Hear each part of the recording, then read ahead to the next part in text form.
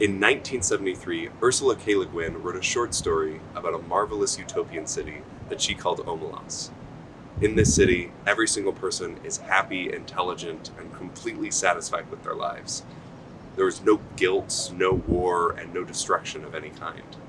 However, this short story is not called Omelas, the place where everything was great and no conflict ever happened. It would be a very boring story. No. This short story is called The Ones Who Walk Away from Omelas. You might be asking yourself, why do people walk away? Why do people turn away from this true happiness that's never going to get boring, never going to ever be negative in any way, shape, or form? Why do people walk away from this? There's one thing that I haven't told you about Omelas. When I said that everyone is happy, there's actually one exception. There's a child who is completely malnourished, locked away in a cellar, covered in sores, and forced to sit in their own excrement. Beyond their physical suffering, they are emotionally in complete agony. Every single time someone goes by, it's clear that they believe it's their fault, as they say, "I will be good. Please let me out. I will be good." In the face of such extreme suffering, many of the residents of Omelas decide that it's not worth it, and so they will turn away this perfect, happy existence to go off out of Omelas, despite not knowing what lies beyond it. This story implicitly asks the question, if you were a resident of Omelas, would you walk away? Well, I think this question is a good one. There's a lot of uncertainty in whether this would actually help the child or if there's something else that you could do to help this child. So instead, I'll ask a slightly modified version of this question. Would it be a good thing if Omelas were real? Would it be good to provide an entire society with happiness at the price of the suffering of one child? The underlying dilemma in this problem is, how do we weigh happiness and suffering? This video explores the field of suffering-focused ethics, which is a branch of ethics focused on minimizing suffering as the greatest moral good. Before we get started, I'll note a few things about suffering-focused ethics. First, being a suffering-focused ethicist or holding a suffering-focused view does not mean that you only value reducing suffering. In fact, there are a lot of views that incorporate other values as well. However, suffering-focused ethicists prioritize reducing suffering as the most important thing to do. Second, just because reducing suffering is most commonly associated with utilitarianism does not mean that suffering-focused ethicists have to be some form of utilitarian. This video follows the structure of the first chapter of Magnus Vinding's book, Suffering-Focused Ethics, Defense and Implications. I encourage you to listen to the points I share, take some time to really weigh them against your own moral intuitions and ideas, and then come to your own conclusion about what you believe is true. One last misconception I'd like to dispel before we begin our discussion of suffering-focused ethics. Being a suffering-focused ethicist does not mean that you are a sad person or believe that humanity is some horrible thing. I consider myself to be a very happy person, and Vinding says the same about himself in his book. It is just a matter of believing that the most important thing to do morally is to reduce the suffering of ourselves and others. With that out of the way, we can begin our discussion of suffering-focused ethics. We'll begin our discussion of suffering-focused ethics with one uncontroversial statement. Suffering is bad. As uncontroversial as the statement is, it actually has a number of very significant implications. One thing you might be saying as a possible implication is, well, happiness is kind of the opposite of suffering, so doesn't that mean happiness is good? And I would say, maybe. First, I would actually disagree with the claim that happiness is the opposite of suffering. A lot of this video will be dedicated towards 5 asymmetries, or kind of differences between happiness and suffering, that make it clear that it's actually not a true opposite. We should also discuss different types of happiness. There's happiness in the place of suffering, and happiness at the price of suffering. Now, if we think happiness in the place of suffering is good, that might just mean we think that suffering is bad and reducing it is good. But if we think happiness at the price of suffering is good sometimes, then that means there are cases in which happiness is so good that it can make up for suffering, something that we already have decided is bad. We should also distinguish between happiness in the place of suffering and happiness in the place of neutrality. Once again, happiness in the place of suffering is good, but that might just be as a byproduct of suffering being bad. If we say that happiness in the place of neutrality is good, though, that is just happiness alone. And so if we say that is good, then we truly mean that happiness is good. With this in mind, happiness still seems analogous to suffering, so we might still say that it's good. For the sake of this video, we will assume that happiness is also important, not just in the place of suffering, but also in the place of neutrality as well. This is because the point of this video is to compare suffering and happiness, and if we assume that happiness is just as important as suffering from the beginning, that leads for a more interesting video where we can later show that our assumption is actually a little bit flawed. Whereas if we assume that happiness isn't that important, our point is kind of made in a cyclical way. Before we dive in further, I would like to define suffering and happiness. We will call suffering the negative experiences of sentient beings, whether those are people or non-human animals, or maybe even some sort of sentient AI. Analogously, we will define happiness as the positive experiences of these same sentient beings. Note that I'm not declaring that we should weight the experiences of these beings equally necessarily. I would personally do so in my personal ethical theory, but that is not something that everyone has to do in order to follow the arguments that I'll list later. Now, you might notice that my arguments for why we value suffering and happiness are not really based on anything, and it's basically just intuition. And I'll give a little bit of a justification. It will still be primarily focused on intuition, but then I'll cover why it's actually okay to make arguments about fundamental values entirely on intuition. Our life experiences are entirely made up by our senses and what we perceive. With this in mind, it makes sense to define what is good as what feels good, and what is bad as what feels bad. So it seems reasonable to say that suffering is bad and happiness is good. So like I said, this is completely built on intuition.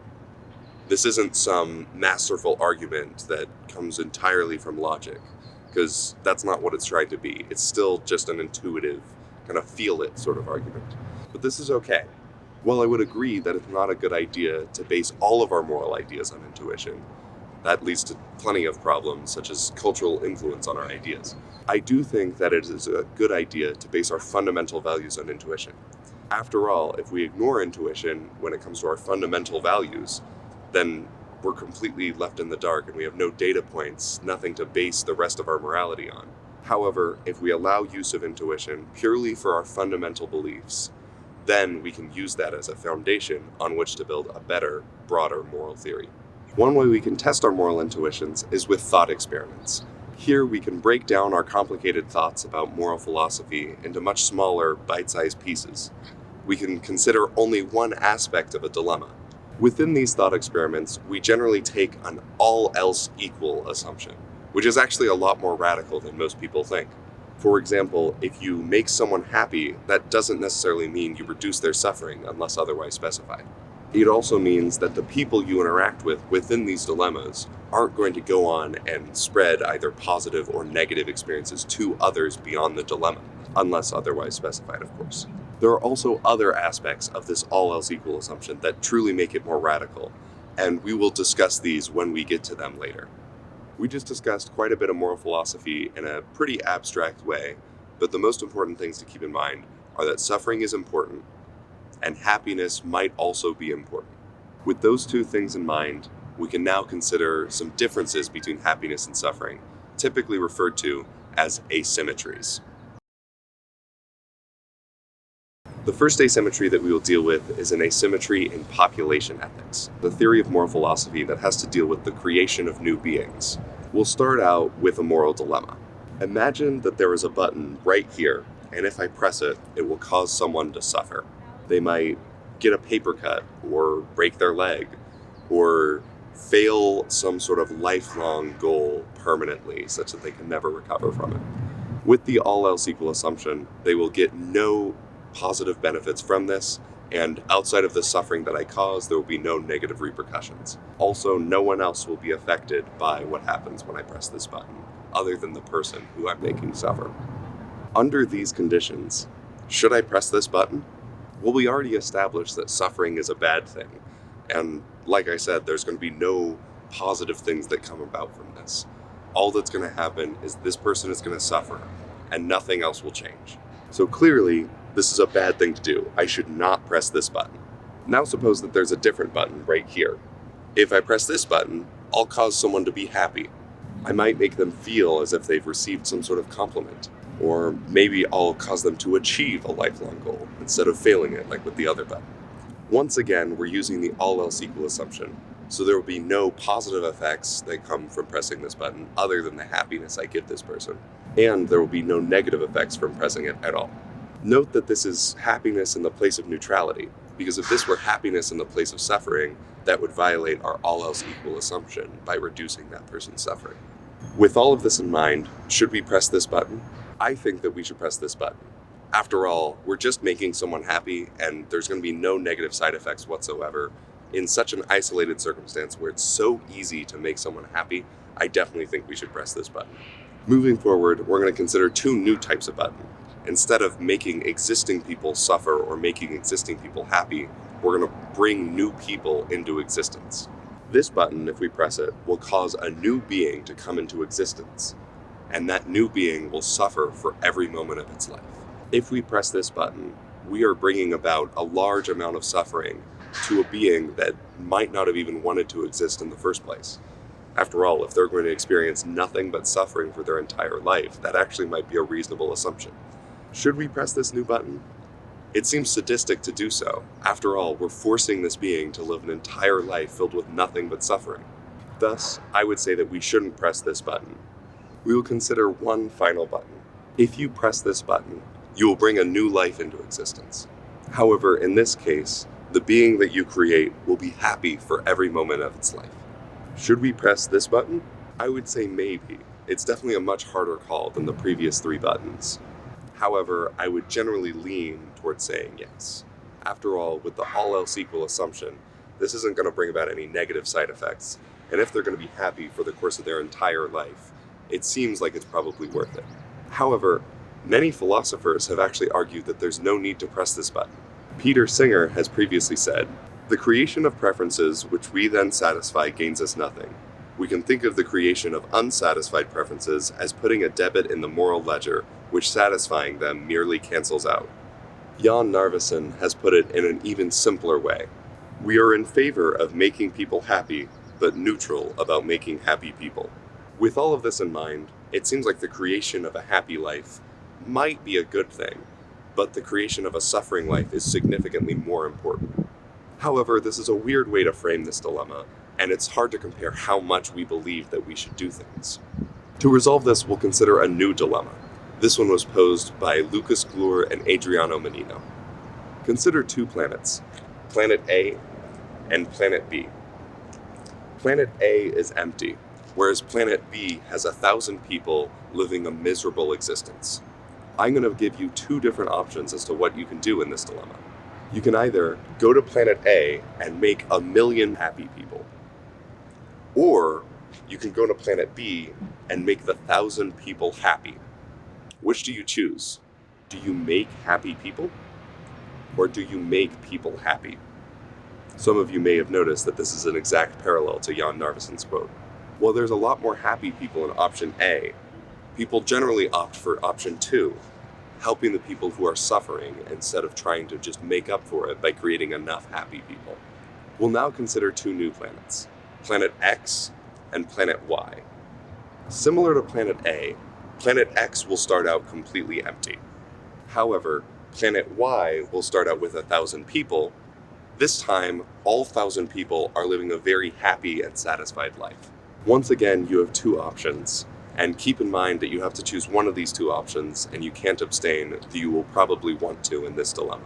You can either go to Planet X and make 1,000,000 people who will suffer for every moment of their lives, or you can go to Planet Y and you can make all 1,000 people suffer. In this case, most people once again opt to go into the second planet. It's so horrible to imagine creating 1,000,000 suffering lives that we'd rather take 1,000 people who are happy and make them suffer. Note that in these dilemmas, Every time we were making new lives, that was either making happiness or suffering in the place of neutrality. However, whenever we were changing the state of the 1,000 people, we were either making happiness in the place of suffering or suffering in the place of happiness. In either case, that was the option that we chose. It should be noted that you might not actually agree with this dilemma specifically, but still agree with the underlying point. To check if that's the case, go through and watch it again, but imagine instead of saying 1,000,000 lives, I said 2 lives, and instead of saying 1,000 lives, I only said 1. So what does this tell us? Creating 1,000,000 suffering people was so significant that we would rather make 1,000 people suffer. However, making 1,000,000 people wasn't even significant enough to let 1,000 people keep suffering.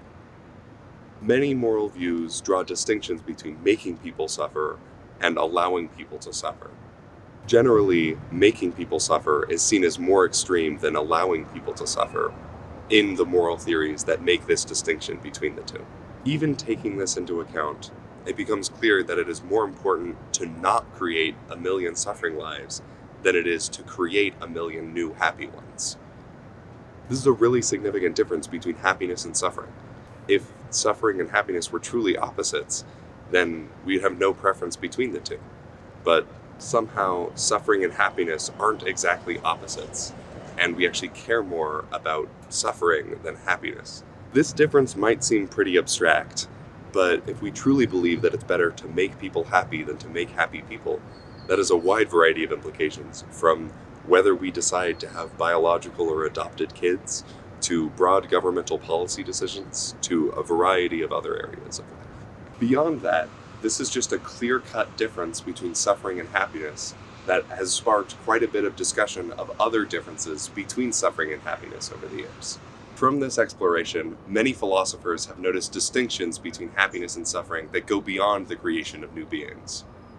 We will explore 4 more of these asymmetries over the course of the rest of the video. This next asymmetry has to do with differences in quantity between happiness and suffering. The quantity asymmetry between happiness and suffering has to do with how much suffering and how much happiness there is, both in potential and in reality. The asymmetry in potential has to do with how much suffering there could be versus how much happiness there could be. This makes the claim that we have a much greater potential to suffer than we do have a potential to be happy. That is, there is a larger amount of suffering that can be felt than the amount of happiness that could be felt. The asymmetry in reality has to do with how much suffering and happiness there actually is, making the claim that when you average out everything, there is more suffering than happiness. We begin with the asymmetry in potential. Philosopher and political scientist Jamie Mayerfeld has noted that many people believe that the intensity of happiness can expand very little compared to the intensity of suffering. Similarly, Adam Smith, the founder of modern economics, has noted that once someone's needs are satisfied, there's not very far that they can go beyond that in the realm of happiness. However, when someone is at a satisfied state, there's a very long distance that they can go in the realm of suffering. He has noted that between the condition where your needs are satisfied and the highest pitch of human prosperity, the interval is but a trifle. Between it and the lowest depth of misery, the distance is immense. There are also numerous scientific studies that support this conclusion. One study by Roy Baumeister et al. Has found that bad emotions, bad parents, and bad feedback have more impact than good ones, and bad information is processed more thoroughly than good. The self is more motivated to avoid bad self-definitions than to pursue good ones. To illustrate this point a little bit more personally, we will consider a dilemma.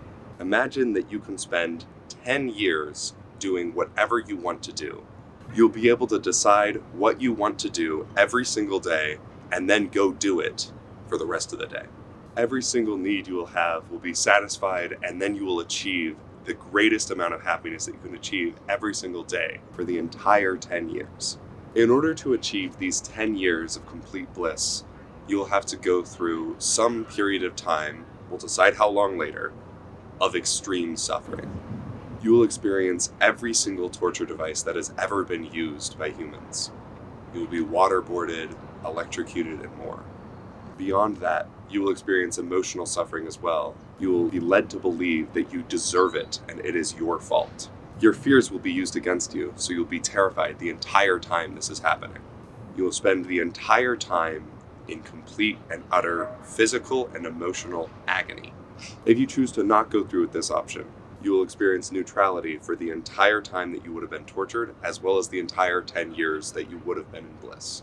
Once again, we are using the assumption that all else is equal, so your impact on everyone else will be completely unchanged. Also, regardless which option you go with, there will be no positive or negative side effects beyond what I have already mentioned. This is really significant. There will be no sort of trauma from the torture. There will be no long-lasting positive effects from the 10 years of bliss. There will also not be any happiness that comes about from stopping the torture. And there will also not be any negative effects that come from stopping the 10 years of bliss. With all of this in mind, how long would you go through the torture in order to achieve the 10 years of bliss? Many people would reject this offer entirely, saying that no amount of happiness could make up for torture, no matter how short that torture lasts. Many people would also say they'd go through maybe a minute, or an hour, or a day. Even if someone did say that they'd go through a month of this torture, it seems hard to believe that they would stand by their decision 2 to 3 weeks into the actual torture session. With all of this in mind, it seems as though the worst forms of suffering are orders of magnitude more significant than even the best forms of happiness. In fact, for those who would say that they wouldn't go through any torture, it actually seems like the worst forms of suffering are so bad that no amount of happiness could make up for them. For reference, here's a bar graph that shows 10 years in green versus 3 weeks in red to represent the 10 years of bliss versus 3 weeks of torture, which is more than most people would most likely be willing to go through to experience all 10 years of bliss. Now, you might not agree with this argument. There are plenty of objections to it. After all, this argument doesn't really make sense if we never actually achieve the maximum amounts of suffering and the maximum amounts of happiness that we possibly can. With this in mind, we need to explore deeper into the quantity asymmetry between happiness and suffering.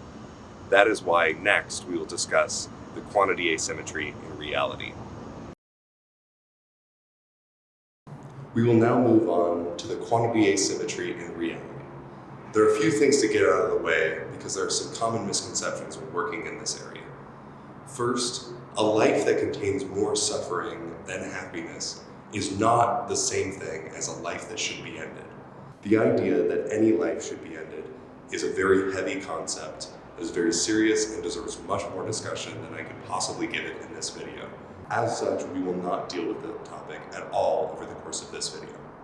It should also be noted that we as humans have cognitive biases that make us avoid negative conclusions. With that in mind, it makes it unlikely that anyone will naturally lean towards believing that there is more suffering than happiness, even if that is the case. While watching this section of the video, I would encourage you to try and resist this bias and approach the ideas that I discuss as objectively as you possibly can. One final thing that should be noted about the quantity asymmetry in reality. While these ideas seem pretty uncommon and almost unheard of in the West, they're actually fairly common in the East. Buddhist scholar Jayarava has said that Buddhists and most Indians believe that we live in a world in which suffering is predominant. These ideas are not limited to the East, though. There are numerous Western scholars who have come to the exact same conclusions. As George Orwell has said, most people get a fair amount of fun out of their lives, but on balance, life is suffering. It should be noted that Orwell is not claiming that everything is suffering, just that the average of all things tends towards suffering. While it could be possible that Orwell is arguing that there is more suffering than happiness in every single life, I will defend the much weaker claim that when every life is considered together, on average there is more suffering than happiness. With our cognitive bias against negative conclusions, this idea might seem weird or counterintuitive. However, when we dive deeper into this claim, it starts to make a lot of sense. First, note that I didn't specify what I mean by every life. Did I mean all people who are alive today? All people who have ever lived? All sentient beings who have ever lived? All sentient beings that have ever or will ever live? There's a lot of vagueness here, but that's intentional, and we'll work with a few different definitions until we come up with our ultimate conclusion. First, let's suppose we're only considering people who are alive today. If we were to claim that there is more happiness than suffering with people who are alive today, that seems questionable, but maybe possible. There should be considerations made for the amount of privilege of someone who is making this claim. However, it still seems possible even after accounting for that. I personally do not have a judgment on which side I lean on for this specific question. However, as we expand who we include in every life, my position becomes much more clear. Suppose instead we consider every human who's ever lived. Now we don't just have to deal with present-day suffering and present-day happiness, but all the suffering and happiness that has happened leading up to now. When we consider the past, we have to consider all of the genocides, all of the pandemics, all of the natural disasters, and all of the famines that come with it. This is an immense amount of suffering, and though there may be a large amount of happiness that has occurred in the past as well, it seems much less likely that that will outweigh the suffering of the past. This claim that there might be more happiness than suffering becomes even more dubious when we consider the suffering of non-human animals.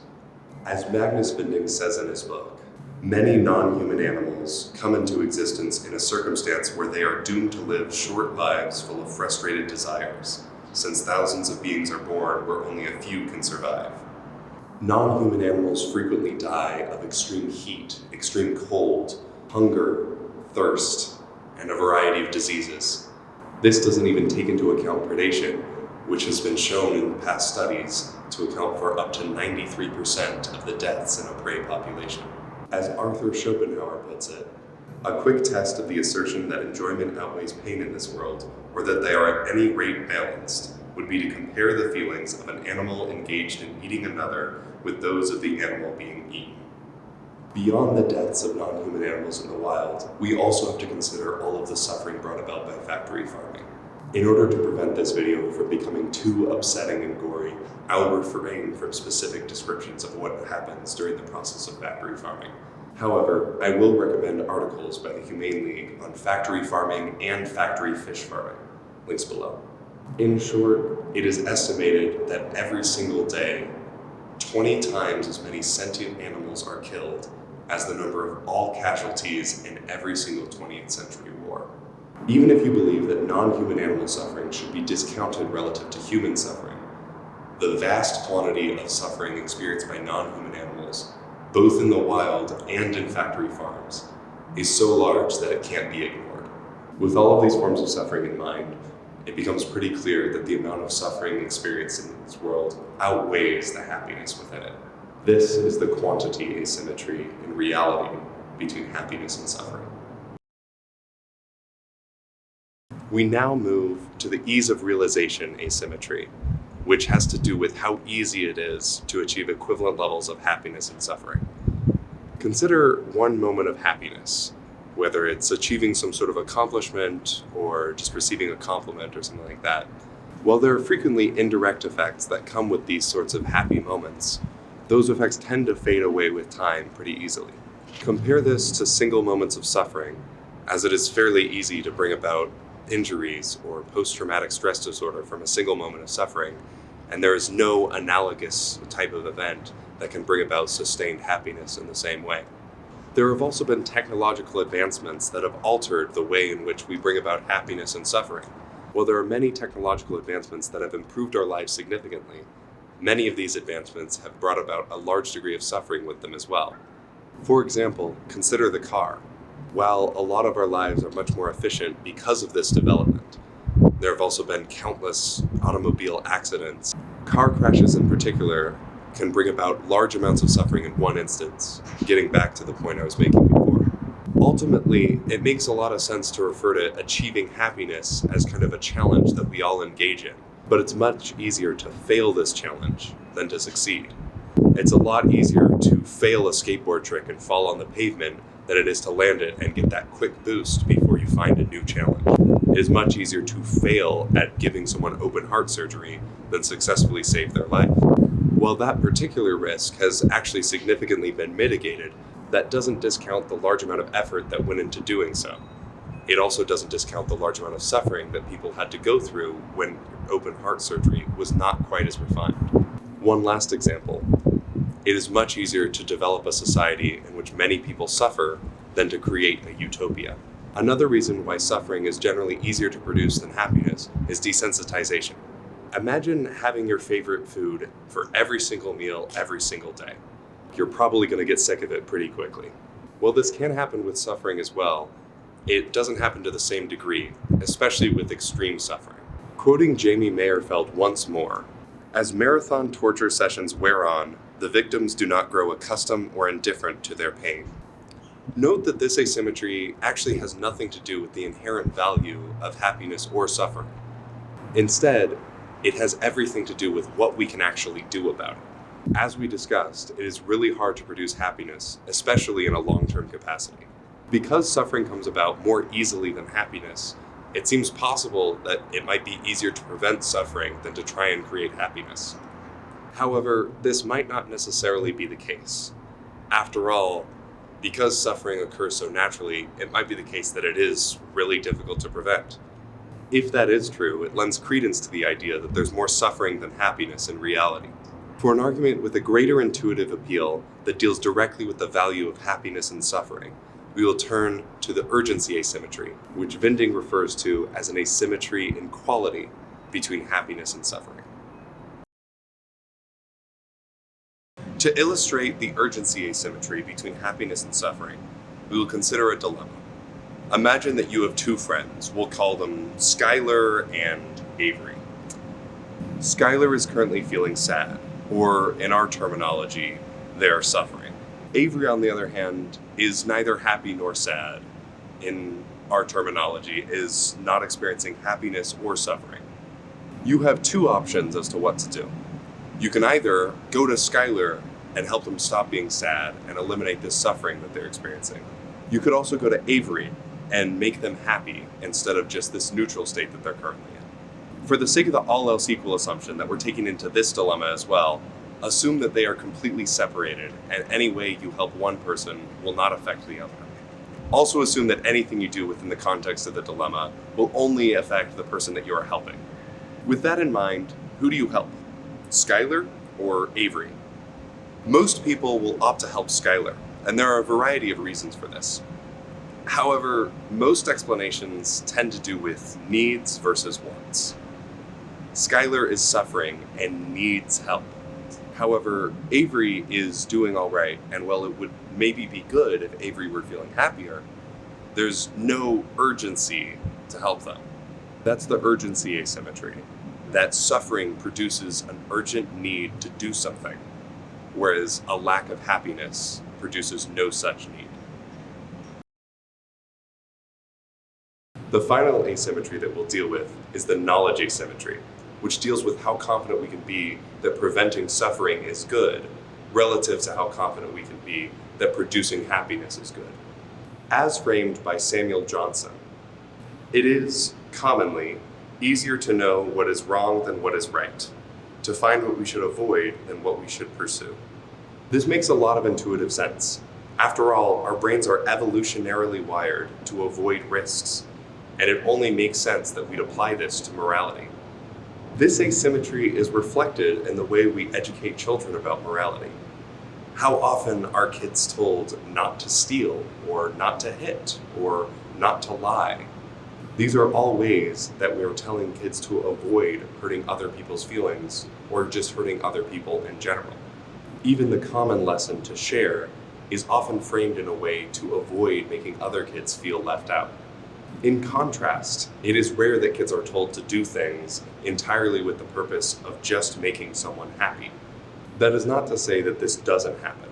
Kids are frequently told to do things just to make other kids feel happier.